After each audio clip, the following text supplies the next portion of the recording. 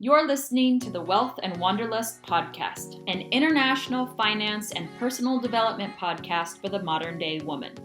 I'm your host, Vanessa M.W, and I'm here to help you build a better life abroad or in America. You can find out more about my work in finance and travel on wanderonwards.co, or you can say hi on Instagram at wanderonwards. Not all classrooms have four walls, so open your mind to what's possible and let's get started. Hi, everyone. It's Vanessa M.W. from the Wealth and Wanderlust Podcast. We are here with our second episode with Miss Veronica. She is the founder and CEO of Inner Power, which is a mentoring network and platform. And I'm so excited to talk to her today because we're actually really good personal friends. We met at a travel tech company that we both work at. And to see her blossom into this beautiful entrepreneur has been such a wonderful pleasure of mine. She also moved here with like $3 in her pocket and like no English to the United Kingdom. So she's going to give us a little bit of background into why she moved abroad by herself, how her personal finance journey has been going, and we'll get an inside look into her own personal business, which I think is really exciting. So, welcome, Veronica. Tell us a little bit about yourself, your business, and where people can find you. Thank you, Vanessa. Hi, everyone. My name is Veronica Riccio, and I am the creator of Inner Power, which is an amazing mentoring platform that we have created for organizations that want to have the most amazing mentoring program ever, and for mentors and mentees to find a match, and the same for coach and coachees. So I'm happy to be here. Absolutely. So, Veronica, where are you from? You have this like sexy foreign accent. Thank you. So I was born in Turin, Italy, from a Neapolitan dad and a fantastic mom from Asti in Piedmont. So I'm 100% Italian, but I've been living in the UK for the past 10 years. And when did you move to the United Kingdom and what motivated you to do this? I moved here in 2010. So I simply asked my parents, hey, I don't want to be here. I want to go and study abroad. I want to become a music manager, and I want to rule the world from London, United Kingdom. And my parents were just like, no, you're not going anywhere. You're going to uni. So bye. So I had zero money. Of course, I was studying, and I managed to find a part-time job during the summer, grabbed that little money I had, and then moved to the UK and started from scratch. So no connection, no money, no job, nothing, and here I am today. I remember you were telling me when we first started talking about your move to the UK that you kind of struggled a little bit. Could you tell us about your first job there, finding an apartment? Like, how did you do this? Yeah. So when I arrived, I've simply found a room on Facebook. But I just checked Italians in London, and the first person who was actually posting anything around available room. I didn't know anything about any areas. I didn't do much research. So I ended up finding a room in Whitechapel, which at the time to me sounded really exciting because that's where the Jack the Ripper was. Which sounds a little bit weird now that I actually repeat it out loud. But to me, that was exciting. Everything about London was exciting. So I found my first flat there, and I gave myself 7 days to find a job because that's all the money I had would have supported me for only a week or two maximum. So I started looking for a job every single day. Again, no English, so we just show up to Oxford Circus and just enter every single shop. And before entering the shop, I would just be repeating myself. Okay, right. So we got to say only two things. Hello, I am looking for a job. Do you have any vacancies? So I can do that. So I just ended up doing that every single day, never losing hope, never feeling like there was anything wrong with me asking for work. So I did that constantly 7 days until then. Finally, one person said yes, and that became my manager at a coffee shop in Trafalgar Square, central London. That is the craziest story I've ever heard. And I am like queen of crazy stories. Okay. I too have moved abroad with no money, but you gave yourself 7 days to figure it out as a 19-year-old kid. How did you do that? Like, what was your mentality? Yeah, so to me, the most important thing was to be independent and live my own life. So there was definitely a push to prove myself and to prove that I could do something that I knew that nobody I knew had done before. So I remember when telling my friends back in Italy that I was going to leave, without knowing when I was going to come back, and without knowing how much it costs to be there. All I could hear was, "Oh, you shouldn't be going for this reason. You shouldn't be going for that reason. London is expensive. You shouldn't be going there. You don't want to be far away from your family." And something inside of me just told me, no, it doesn't matter if other people are saying that this is not possible. I want to see it. And when I see it, I will believe it.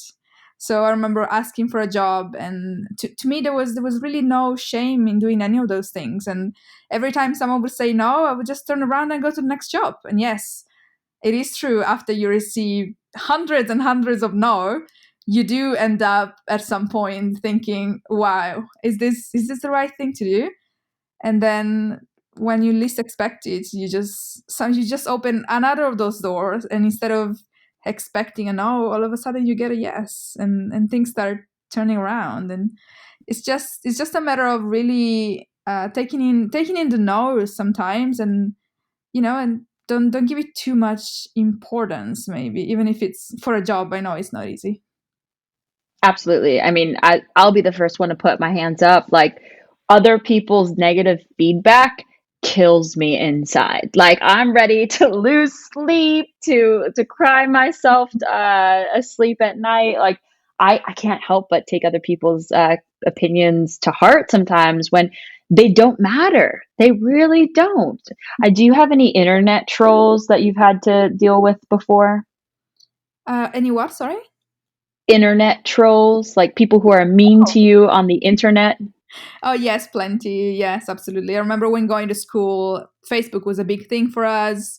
And there was all these things of being friends and not being friends on Facebook. And I remember my schoolmates being particularly against my attitude towards, I pretty much don't give a crap and I do whatever I want. And a lot of people didn't like that at all. And I remember when I moved to the UK, after a few months, all those people came back.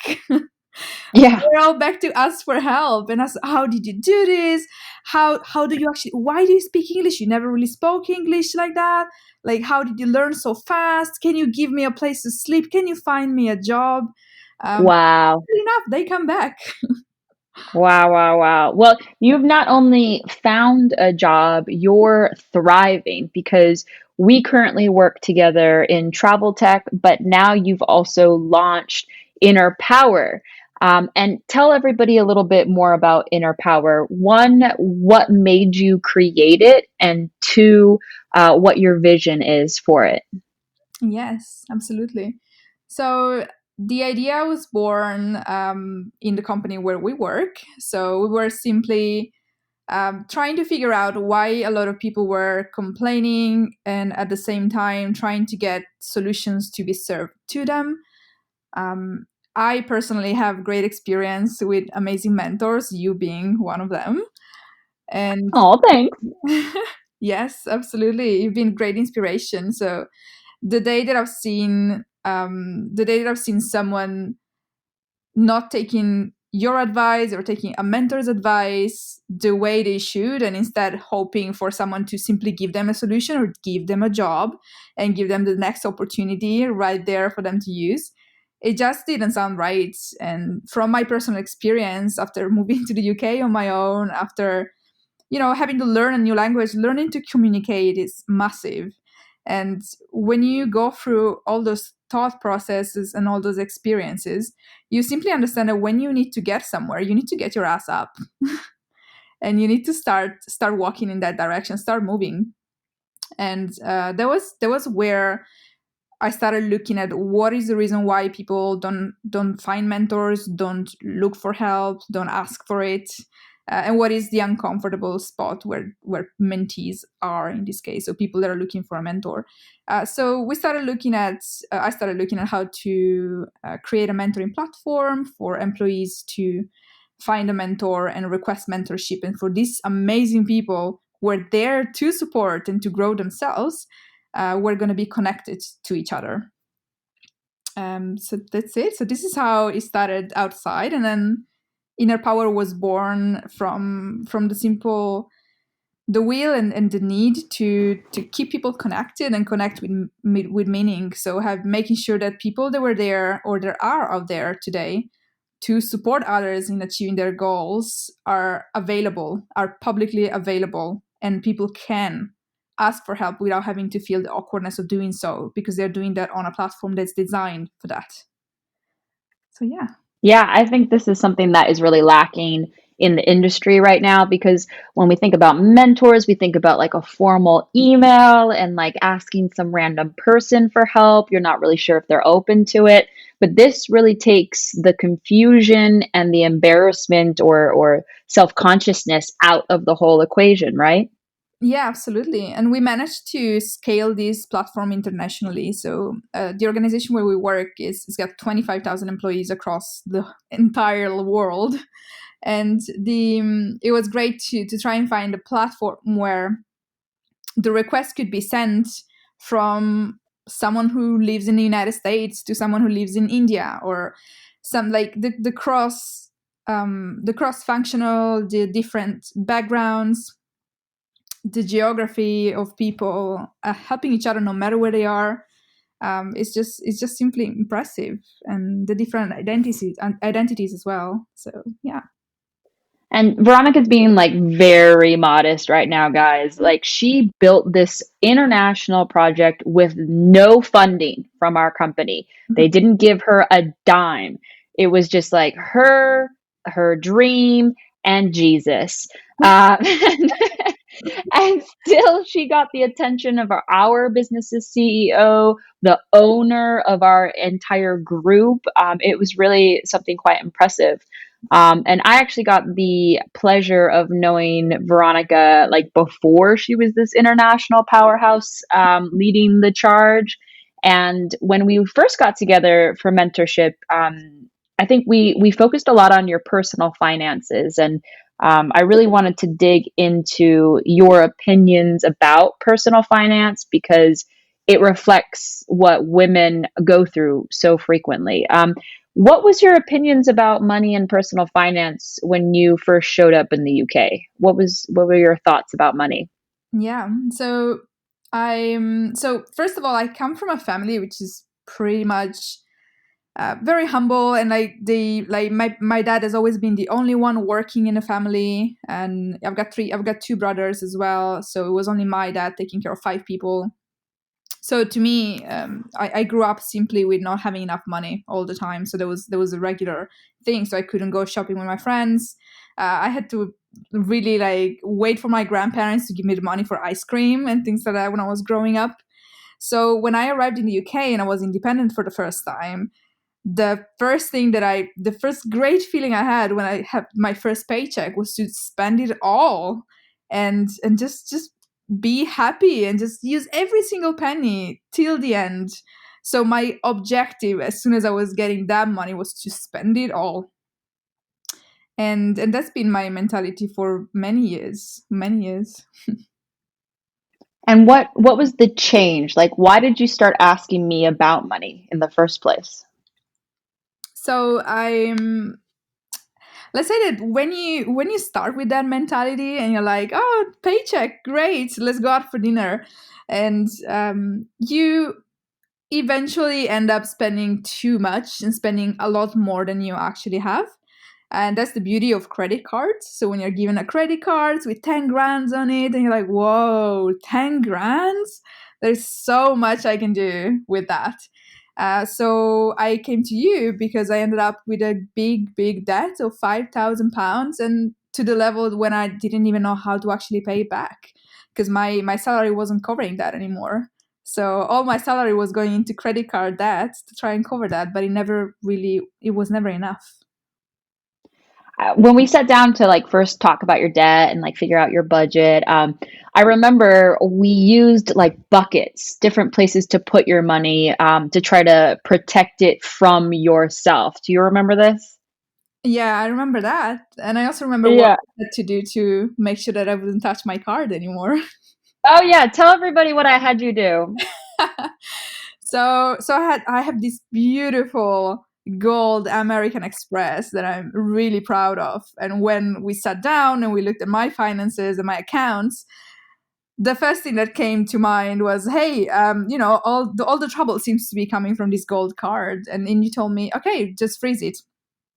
And my question was, hey, do you mean, like, do I need to call American Express and get the card frozen? And you were like, no. You just get a bowl of water, put the card in it, and put it in the freezer. And that's what we've done. Absolutely. That Oh, my that picture card. was so funny. I fucking loved it. Ooh, I should not be saying the F word on this, but I will remember that for next time. Um, and did you ever unfreeze the card? The card was unfrozen only when the debt was extinguished. So that was a deal. That was a deal, Vanessa. I remember that Yep. perfectly. It Yep. was a good 3 months, if I remember correctly, of just sticking my hands in my pockets, not touching. And every time I would go out, and my friend would be like, "Let's go for dinner," I'd be like, I don't have my credit card, so no, we're not going out for dinner. I can't. I don't have the money for Yeah, I think the best part about this exercise, because I make all of my coachees freeze their credit cards in like an actual bowl of water because credit cards are made out of metal. So you can't microwave these blocks of ice to access it quickly. You actually have to melt it down, which should give you enough time to like come to your senses that you don't need XYZ in a shopping spree. But if there is an emergency, you can still use that credit card number after a couple hours or whatever it is that you need it for. I've done this a few times now and it still makes me giggle inside. But I also remember you had a Monzo account, and then what was your major bank again? Barclays. So yeah. Barclays. Mhm. Yep. So every time you were paid, first we sent an agreed amount of money to your American Express, and then we put some money in your Barclays for savings and to build an emergency fund.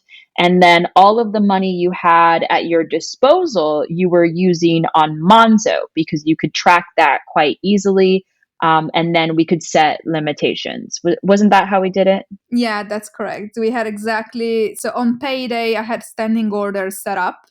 So the money would go to, well, at the beginning, there was no savings possible. Now it works with savings, but at the beginning, it was paying part of the credit card debt and then paying rent, paying expenses, of course. And then the remaining would be like a fixed amount, which at the time, I think it was around 200 or 250. So that Yeah, that's crazy. for me to live for the whole month, paycheck to paycheck, like being really, really religious about how I would spend that 250 quid. And because it's only 250 quid, I was just really careful. So cycling to work became a thing, making sure I wouldn't spend it on any sort of meal or anything that I could make myself. But yeah.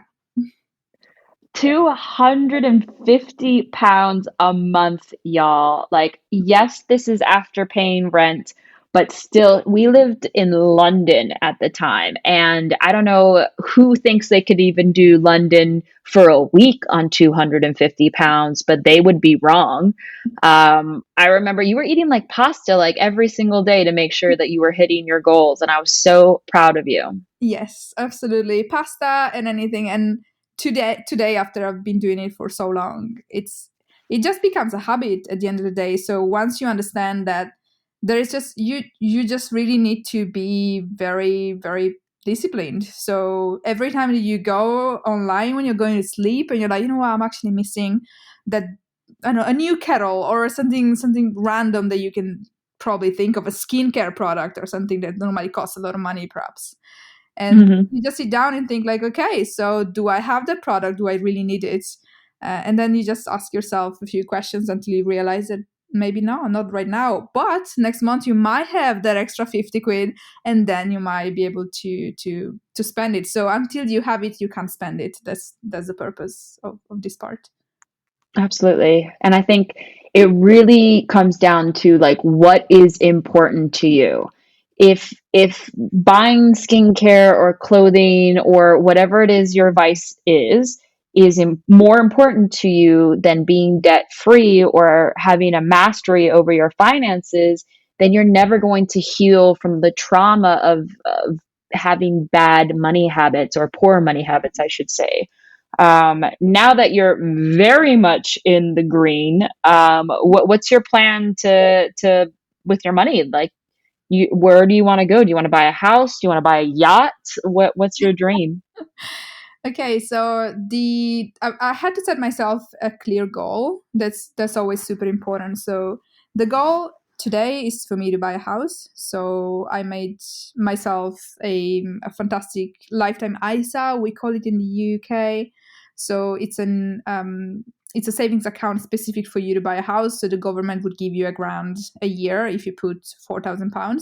So there is some of my savings are in there, and then for the rest it's just really just savings. So carrying on with putting what you don't use aside, and also having the beauty of this is that I kept the same structure that you gave me. So I'm still putting the same amount of money into Monzo and into my savings. Of course, the savings now is a lot higher, but then at the end of the month, I managed to have some extra money that I put into savings, and that feels good.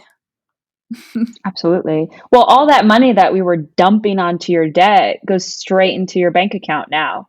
Yeah. So it's making a huge difference. As your friend slash mentor, I would love to see you investing money eventually once you get your house deposit down, because that's really where the secret to personal finance lies. I don't know if you've heard this before, but every year, your cash and its value depreciates by 2% because of inflation. So you need to be investing money to make sure that you have enough during retirement, or if you choose to retire early, you need it then as well. Do you think you're going to stay in the UK forever, or are you going to financially plan around maybe somewhere else in the world? Yeah, that's a great question. Actually, it's a decision in the making. So I would say my answer is no. I will not be in the UK forever. In fact, I would like to move to a new destination. But if there is something that I want to bring with me, is this education and this savings mode. Because at the end of the day, yes, I do want to keep saving for a house, and I want to carry on doing that. But in the meantime, I don't want to. It's not. I'm not 19 anymore, so I'm not just gonna show up in a new destination and just spend all my money and get the best life and the biggest house. It's just I want to keep being myself and keep saving and eventually buying my house and do great things with my money. Absolutely. Can I ask you a personal question about like just how you feel about money? Yeah. Um, do you think it was worth it to live off of 250 pounds a month to focus on your debt? Or do you feel like you have some YOLO anxieties that you missed out in some way? So to this day, I do feel it was worth it, and it's painful the first few months. It's true. The first month is very painful. You just need to think about just compare it to having a new morning routine when you need to wake up at 5 in the morning, get your workout done and everything before you go to work. With money, it works the same thing. Like it works the same way. So you would be waking up thinking, oh, it's raining outside and now I need to cycle to work. Ah, come on. I can just get a tube. But then you think like, yeah, but I only have 50 quid to live this week. So either I do that or I actually do my grocery shopping and I eat.